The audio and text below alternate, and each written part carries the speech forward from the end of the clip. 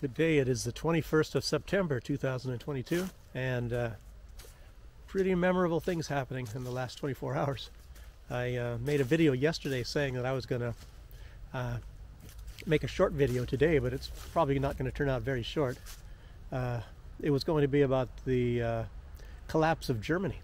As we are all watching Germany collapse in real time, they've decided that, I guess very rashly and very quickly, that they don't need the Russian gas, even though they were dependent on it.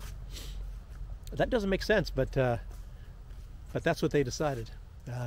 And obviously this comes from the United States. The USA has been pushing this, and Germany, as we all know, just like the UK and so many others, is a vassal state of the United States. So ultimately they do everything that the United States tells them to do. And I'm not even sure that the United States government is anything that's what is in charge. I think there are commercial interests that actually, influence the United States government on what should and shouldn't be done. So, it's up to, to the rest of us to figure out what the heck is going on. And you hear about certain names. I don't know. Sometimes you're not allowed to mention these names because you probably get censored or deleted, like such as Klaus Schwab and George Soros and the World Economic Forum. But in this case, I sort of have to mention that.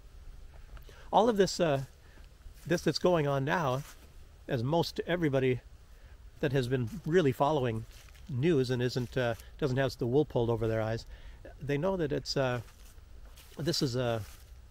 all controlled. This is something like, you've all heard of the Great Reset. And these are the most influential people in the world, including many country leaders, who include in the United States, Justin Trudeau, Emmanuel Macron. And they're all a part of this, and they've all admitted it. They've all come right out and said this. So it's not like a conspiracy theory. And, you've all probably heard, you will own nothing and be happy. Well, who's the one that's going to be owning everything then? Somebody's got to own it. And it's not going to be us. It's going to all be taken away from us. It's going to be these, our leaders, and leaders meaning also the billionaires.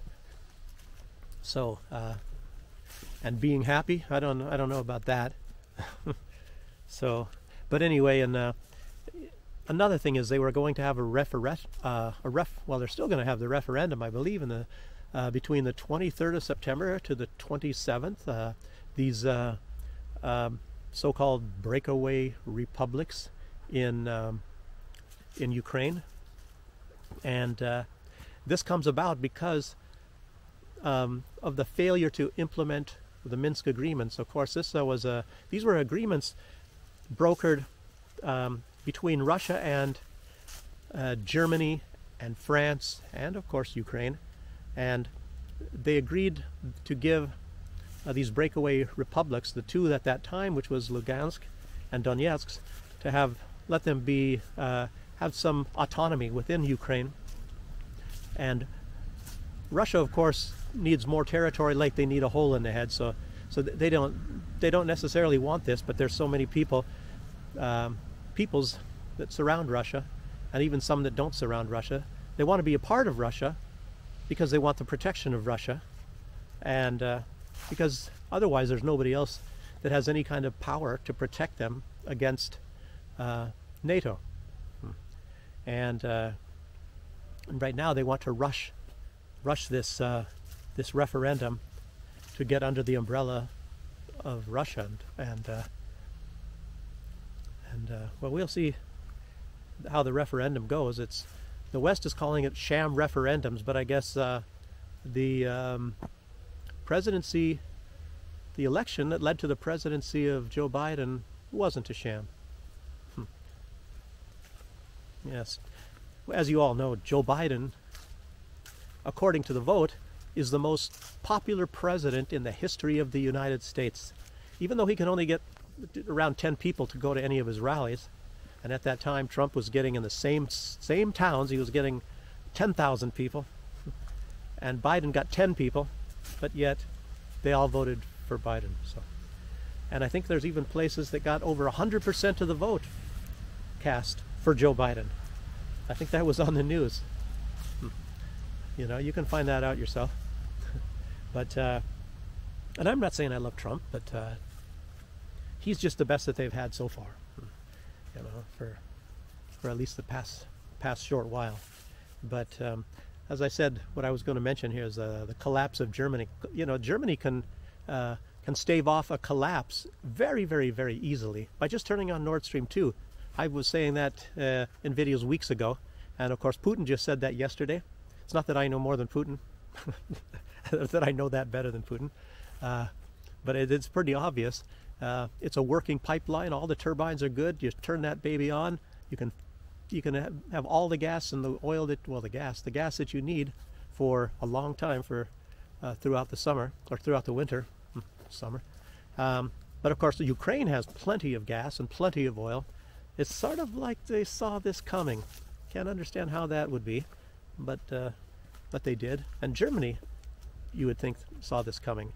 But then again, the Rand Corporation apparently saw this coming. The documentation that was leaked out, I mentioned this yesterday in a video, but nobody really watched it. But for some reason, I only got 20 views. It's not been a full day yet, but still, it should have a lot more views than that. But these papers that came out from the Rand Corporation, some people are saying it's fake, but it seems to have worked out. How the papers are written is to use Germany as a pawn to collapse Russia, and in the process collapse Germany. And it's sort of like what's going on right now anyway with Ukraine. Do you think in your right mind that a lot of these Western countries like the Ukrainians? You know, they don't like the Ukrainians anymore, and probably even less than they like the Russians. But and I don't like to use this term because it sounds demeaning to the Ukrainians, but there's this term called being a useful idiot. And these people in the government, they don't care about their people either. They're getting rich. They're getting very, very, very rich.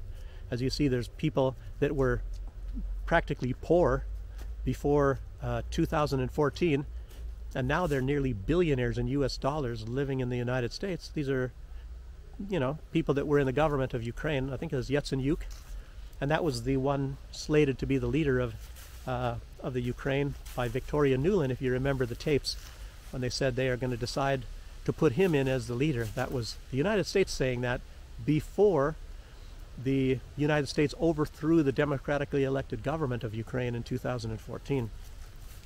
But I could get maybe deleted or censored for saying that on YouTube. So if you're watching this and it's not yet deleted, you know, it may be soon. So that's something to watch out for. But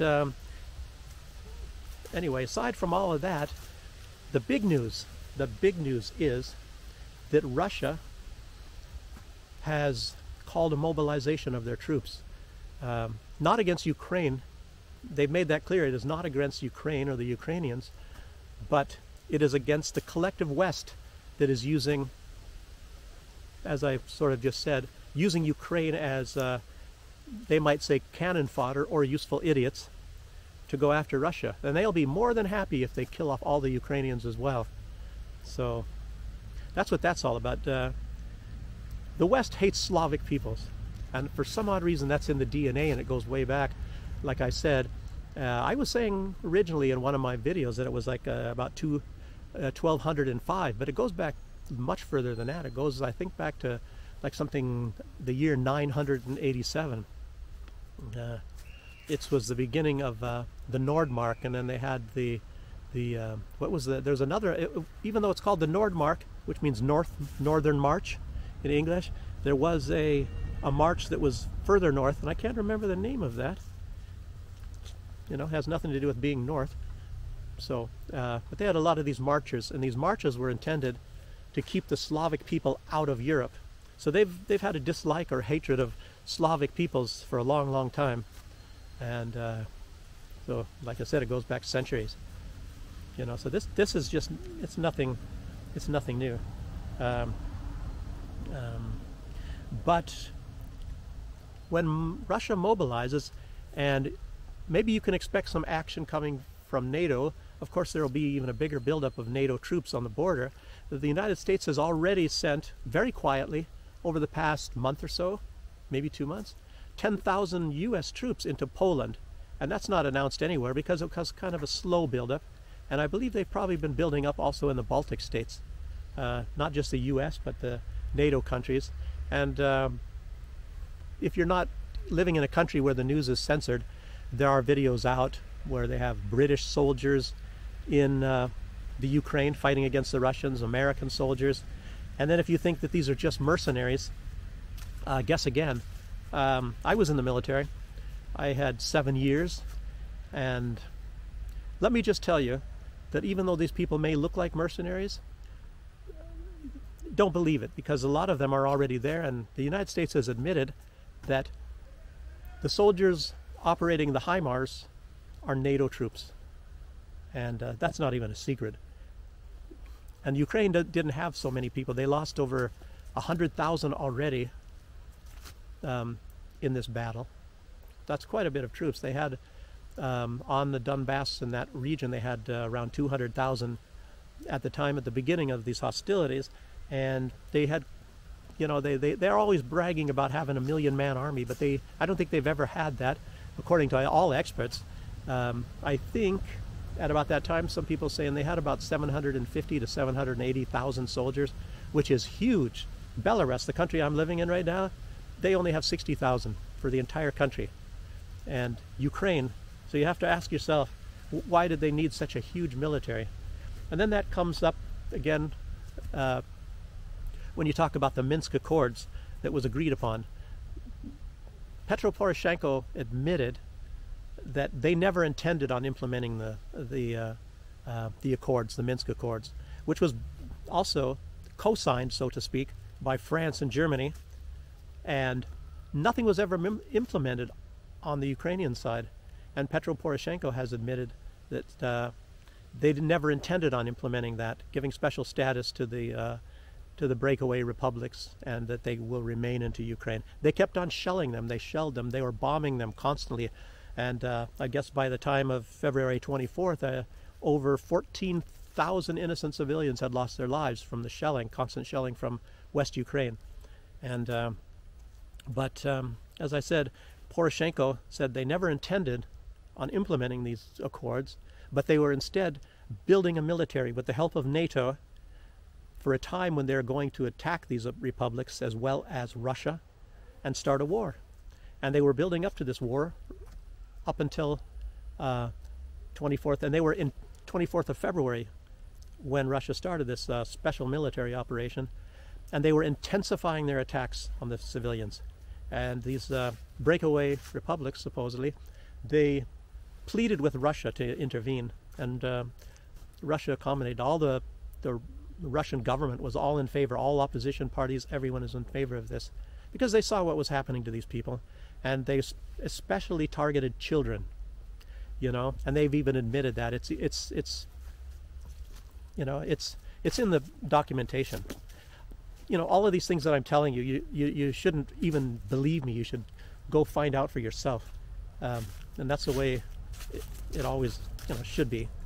But you'll find documentation. There are some people that are very good at finding this and showing it. And I've seen these things, but I'm not keeping track and holding all these things. I'm living out of a suitcase, so, and all I have is a cell phone and this camera. So I don't have any means really to. I'm not even that good with a computer or a cell phone. I can't even hardly work YouTube. All how this stuff works. So. You know, I'm just your regular old school guy. So, but how a lot of this affects me living in Belarus. Traditionally, I was a history major, so I do know some things about history. Traditionally, any war against Russia normally always went through Belarus. So Belarus has been devastated many times in history, and twice by Germany. And then you had Ukrainians occupying a lot of Belarus. and lots of people, thousands and thousands, died at that time. There were even people dying after World War II. They were still Nazis, and from Ukraine. And I'm not trying to demean Ukrainian people, but there's just this ideology coming from the western part of West Ukraine, mostly Galicia, which some people say should belong to Poland. Maybe it will get become part of Poland. Poland actually, I think, wants that, at least according to some rumors. There's, I think, Carpathia area, that's in the south, which are Hungarian peoples, and the Galicia people are actually kind of Polish, you know. So, but then you can also turn that around and say that there's Poland has a little bit of a claim on Belarus, a little bit. So, because at one point in time, for a short while, Belarus was part of Poland, you know. But it's all of these countries, the borders have been switching and changing, you know, for hundreds of years. So nobody's ever satisfied. They want to get back some territory that they might have had 100 years or 200 years beforehand. The majority of the leaders of the Soviet Union were Ukrainian. And there was one, Stalin was from Georgia, the Republic of Georgia. So yet you have a lot of Georgia and Ukraine are the ones that seem to hate Russia the most. And they blame Russia for all their problems. And yet you see all of this that was given to Ukraine, so much was given, not just land. They brought so much technology and industrialization to Ukraine, and yet Ukraine blames Russia for all their problems. When Ukrainians were the ones in charge of the Soviet Union for most of its history. So figure that one out, if you will. But I got off track here. But what I was trying to say is that any kind of a future war will probably mean that Belarus is going to be the stomping grounds, the crossing grounds, and it always has been for a long time. The war against the Soviet Union by Nazi Germany started with the attack at Brest. I had made a video about that. That was my first video, and it was piss poor quality, so I got rid of that one, you know. And somebody else had put a lot of that together, did a terrible job, so so that's gone. And but I was at the fortress of Brest, and it's I guess I don't know if you'd call it a, like I said, these places, they're memorials. I don't like to say tourist sites, you know, but that's, anyway, it's a place to go visit to see where the attack was launched against Russia, which actually it was first against Belarus at that time. Belarus was technically a country starting in 1939, and that attack was, I think, June 24th of 1941. So just so you know about that. But when I first heard about this mobilization by Russia, they said a partial mobilization. I was kind of thinking, is that like being partly pregnant? No, so but now they had they'd mentioned that it's going to be some reservists, but apparently Russia says they have altogether for reserves, if they want to call them all up, in case of a war, which is, this is not a war, it would be as high as, well, or as close to 25 million reservists. That's a lot of manpower. And who knows what they're going to be calling up now. I think the active military of Russia is, I've heard the estimates at being like 1.2 million throughout the entire country. And they had committed so far 200,000, I believe, at least that's what some estimates say, to Ukraine, for this Ukraine operation. And now, presently, it's estimated that there might be about 230,000 troops there now, because they've strengthened the Zaporozhye area and the Kherson region, and now they're actively taking back portions of this area near Kharkiv. Bakhmut is practically already taken, but don't mistake thinking when they say that they've gotten Lugansk Republic all under Russian control, because that's not true. They do have, Ukrainian troops are still occupying towns in Lugansk. So anybody out there, you know, that hears what I'm saying, you have to be fair and say what the real truth is. So, but I think if and when Russia wants to, they can get rid of these people very, very soon. So, and when this mobilization, who knows how many troops they're going to commit?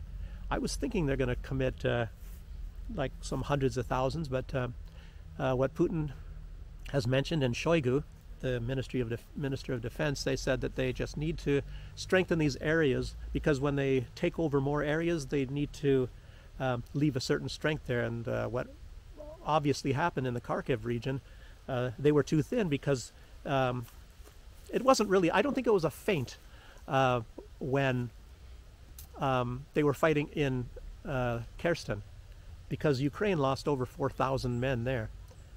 But some people say it was a feint. They were trying to draw the Russian forces to Kherson, and then they were the real offensive was supposed to be up in Kharkiv. But there's really not much valuable up in the Kharkiv area. So why would you want to take territory that is really not that beneficial? So that's a little bit of a far-flung suggestion. However, it's obvious that Russia did not have enough forces there, and they did have to pull them all back. And they pulled them back to where there was a shorter front line, and they could more easily defend that than they could 1,000 kilometers, which is, you know, what the front line is today. So you reduce it by a few hundred kilometers, it makes it a little bit easier. Then you can have a little bit more troop strength. That's just obvious. You can figure that out yourself. But now, what I'm just trying to let everybody know right now, you know, and I'm not any big expert on anything either, but this is going to cause everything to escalate. It's going to cause more money from the United States to go to this war, and it's going to cause more money from Europe, because they're going to be pushed along with it, because basically, as you all know, they're puppets. They're puppets doing whatever the United States asks them to do, so they'll commit more money. And as Baerbock, Annalena Baerbock, I'm not even sure anymore what her position is, but she's high in the German government. She virtually came right out and said she really doesn't care that much about the German people, even though that's the country that she has been elected to represent. And she has said she cares a lot more about Ukraine. So, you know, somebody like that in government, you don't. You know what to expect. But the World Economic Forum is probably going to get their way, at least for the time being. You will own nothing and be happy. And one point to remember is they said that they have to get China, Russia, and Belarus to go along with this. And if they don't, then the Great Reset will not happen. So you're seeing this in action right now. Actually, Russia is representing the free people of the world. And you might think that's a ridiculous statement, but if you start doing your own research, and some of you out there already know this, you know that that's going to be the truth. So, more about this later. That's all for now. Good luck, and I'll see you next time. Oh, I almost forgot, like I always almost do. If you like this content, it's going to get better as soon as I'm not living out of a suitcase anymore. And subscribe, like. Everybody looking at me right now.